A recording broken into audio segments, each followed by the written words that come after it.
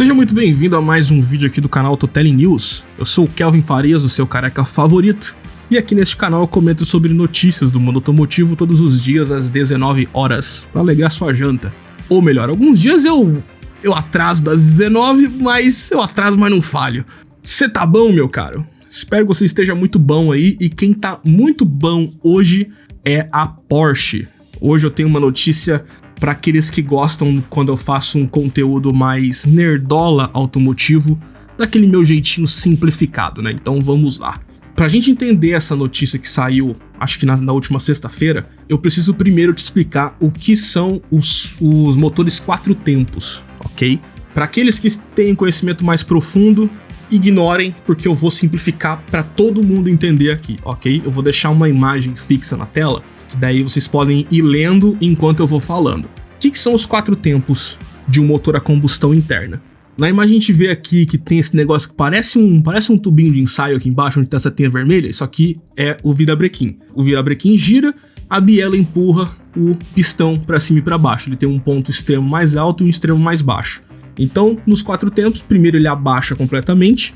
Com isso, entra a mistura ar-combustível. É o tempo da admissão. Eu tô com uma imagem aqui que dá pra exemplificar um pouco bem essa parte, ó. Imagina que quando o pistão tá no ponto morto inferior, né, que seria esse movimento onde ele desce ao máximo possível, na imagem diz aqui, né, que ele admitiu de volume, né, de misturar combustível, 800 cilindradas, né, 800 centímetros cúbicos. Vamos colocar então 8 partes. Aí vem o segundo tempo do ciclo, onde ele vai subir o pistão e vai comprimir essas 8 partes em uma parte só. Ele vai comprimir a mistura ar-combustível. Isso aqui entra aquela parte, né, de que o fogo consome oxigênio, né? Então quando você comprime, você coloca o máximo de oxigênio possível com o combustível ali para poder gerar uma chama grandona, né? Então esse exemplo dessa imagem aqui seria um motor antigo, né? O meu carro, por exemplo, a taxa de compressão dele é de 9 partes para uma, né? Carros mais modernos chegam a ter 17 partes para uma, por exemplo. No terceiro tempo nós temos a combustão. O pistão vai abaixar novamente, vai ter mais espaço de novo na câmara de combustão, e a vela dá ali a faísca dela, para poder fazer essa mistura ar-combustível que já está comprimida pegar fogo, certo? E aí vem o último tempo, que é o escape, onde depois que essa mistura ar-combustível pegou fogo e gerou a potência para o motor, o pistão levanta de novo e as válvulas de escape se abrem pro gás carbônico, vamos colocar assim, simplificando, lembra? Pro gás carbônico sair em direção ao escapamento. Isso é o ciclo completo dos 4 tempos do motor a combustão, que foi isso que revolucionou os carros que a gente conhece, ok? Resumindo muito, de novo, ok? E aí vai ter algumas variações, né? Tem carros, por exemplo, tipo os Alfa Romeo, que eles têm 2 velas para otimizar a combustão. Você tem os motores HEMI, né, que tem a câmara de combustão hemisférica. Você tem também a variação de números de válvulas, né, na parte da admissão. Você pode ter, por exemplo, carros de 20 válvulas, né, os Audi. Você tem 3 válvulas para admissão do ar combustível e 2 válvulas para escape. Aí você tem também as variações de como que esse combustível vai ser injetado. Você tem os carros mais antigos, que nem o meu Astra, por exemplo, né, que ele tem o bico antes da abertura da válvula, que é a injeção indireta. Aí você tem já o bico mandando diretamente na câmara de combustão, né, que já seria a injeção direta, que é a que é mais comum hoje em dia, né? Então você tem variações, você tem tecnologias que foram criadas ao longo dos últimos anos para otimizar esses 4 tempos. Quanto mais você otimiza isso, quanto mais você melhora a eficiência energética de um motor, quanto mais ele consegue extrair potência dessa queima da mistura combustível, melhor. Ok? Estamos entendidos até aqui? Então agora vamos para onde a Porsche quer inovar nisso. O que a Porsche está fazendo, está propondo, né, o que a Porsche homologou, lembrando que o fato deles terem homologado não significa que amanhã vai estar pronto. Isso aqui é porque eles tiveram uma ideia, tiveram a primeira ideia de execução, fizeram os primeiros projetos, estão homologando para garantir que eles foram primeiros. Se alguém copiar, eles podem processar, certo? A Porsche quer inovar nos 4 tempos, transformando isso em 6 tempos. Eles criaram o primeiro motor de 6 tempos do mundo. É aqui onde explodiu minha cabeça quando eu li, e eu até vi alguns canais na gringa tentando abordar isso, mas nenhum explicou muito bem. Se o vídeo do Engineering Explained não saiu, o meu tá saindo agora, então pelo menos acho que em português sou eu que tô explicando primeiro e simplificando isso. O que acontece? Se a gente voltar naquela imagenzinha lá, a gente tem esse círculo onde tá a fixação da biela no virabrequim. Nesse ponto aqui, a Porsche colocou, vamos resumir assim, 2 anéis para que o diâmetro do giro do virabrequim não seja o mesmo do pistão. Então, com isso você vai ter uma como é que fala? É como se fosse uma rotação assimétrica por causa desses anéis. Então ele vai ter um ponto extremamente alto e um pouquinho mais baixo, um ponto extremamente baixo e um pouquinho menos baixo. Por quê? Porque ele vai ter, então, admissão e compressão, os dois primeiros tempos. Aí ele vai ter a primeira combustão, com esse movimento máximo do pistão. Depois, meio que sobra um pouco de ar combustível dessa primeira combustão. Então ele faz uma nova compressão com esse resto e faz uma nova combustão com esse resto, nesse movimento onde o pistão sobe menos. E aí só por último que ele joga fora o CO2.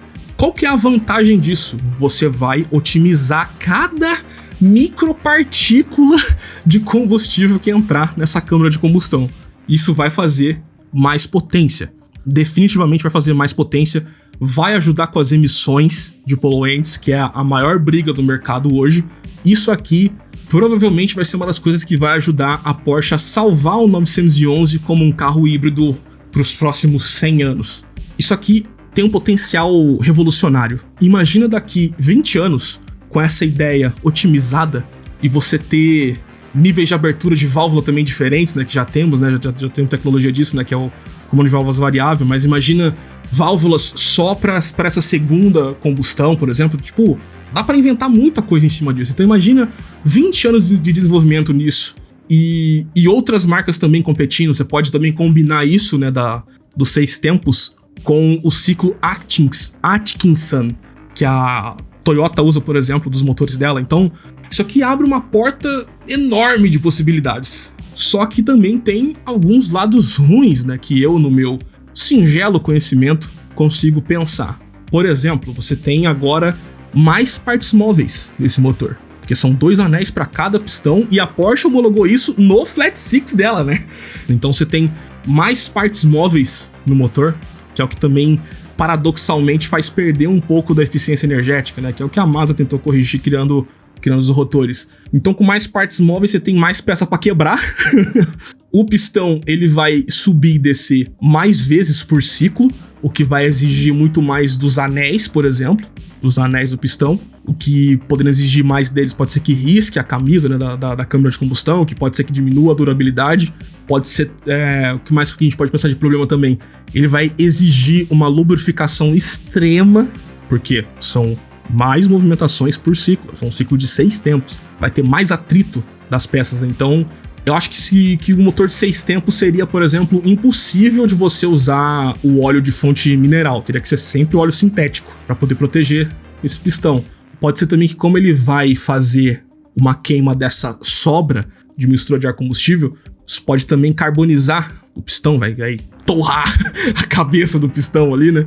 Então, enfim, é um vídeo que eu achei interessante de fazer, um pouco mais nerdola, mais nichado, mas eu acho que isso abre portas muito legais pro futuro, nesse futuro onde o governo tá cada vez mais tentando combater a combustão interna. Só que isso também, né, como toda tecnologia inovadora, vai gerar uma série de problemas que só fabricando um carro com isso e botando na rua para rodar 100 mil quilômetros que a gente vai conseguir descobrir. Mas de qualquer forma, palmas para Porsche, porque eles estão desenvolvendo combustível sintético já faz um bom tempo. Talvez o combustível sintético deles seja exatamente para esse propósito, para ele de propósito ter um pouco mais de sobra e queimar de novo essa sobra.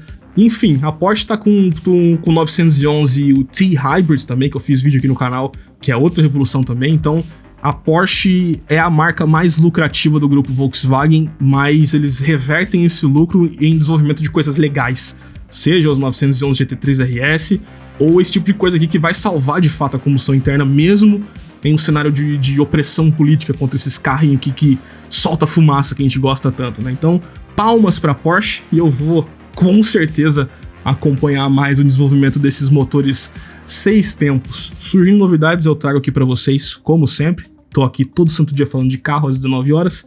E se você não sabe o que é o Porsche 911 T-Hybrid, clica no link que tá aqui, ó.